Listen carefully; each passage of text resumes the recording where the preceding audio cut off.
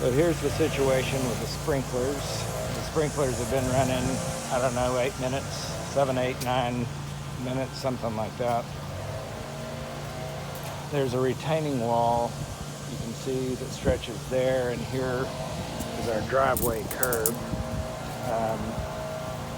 At the initial part, at the beginning part of the flower bed, you can come up here and look between the retaining wall and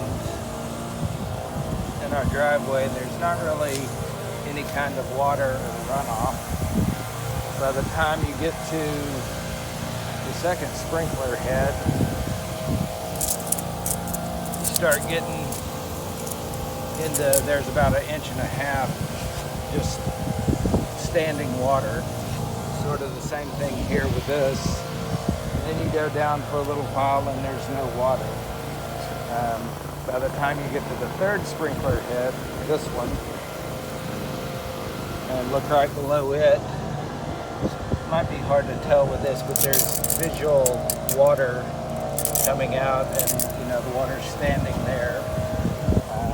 Once again, just a few feet down, you have constant standing water.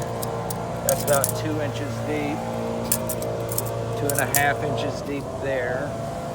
And then we come down here to this, and there's a split or a crack that's allowing the water to just channel down and run off into the driveway. You see it there. It goes all the way across, all the way there. 1, 2, 3. This is the fourth sprinkler head down here, and you see we've got almost 3 inches of standing water, and it just goes on and on like that. I'm wondering about possible water intrusion beneath the driveway. 1, 2, 3, 4, 5. This is the fifth sprinkler head, and below it can't tell if you can see, but look at this. There's fast water intrusion here at this point, and we're looking at 5 inches of standing water there. There's just a variety of depths to the ravine between the curb and here. Here we have 3 inches, but you can probably see the water running pretty fast and hard right there. Here it looks like the retaining wall sort of cuts off the drainage, so it's sort of coming up and over right here. So I don't know, maybe if we cut into that, maybe that would allow it to drain faster. But here, once again, you have a pretty quick, heavy flow of water. And this is just past the fifth, right before the sixth water. You come on down, there's another, you can see it just pouring out of there. Or I don't know if you can with the shadows, but it's just pouring out right in front of the sixth water.